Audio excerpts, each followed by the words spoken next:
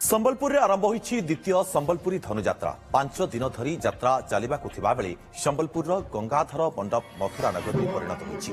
सेहिपरि महानदीर अपर पार्श्वरे थिबा चाउरपुर को गोपपुर भावे अभिहित करा ଯାଇଛି। संबलपुर विधायक जयनारायण मिश्र मुख्य अतिथि भाव में जोगदे धनुयात्रार उद्घाटन करथिले। ए अवसर में जयनारायण कहिसेंति संबलपुरी भाषा रे धनुयात्रार आयोजन द्वारा संबलपुरी भाषा साहित्य आहुरी समृद्ध हेब। गतकालिठु आरंभ होइतिबा धनुयात्रा आसंता 19 तारिख दिन उद्यापित हेब। आमार भाषा अष्टम ये रे आइबार जनता आमे से प्रयास रो कर्म गले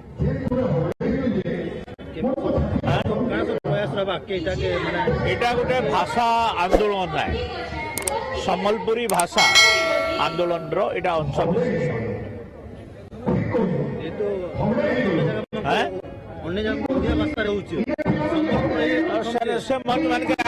आज कहली बरगड़ा वाले सम्बलपुरी कले बोले आम बंद कर दो।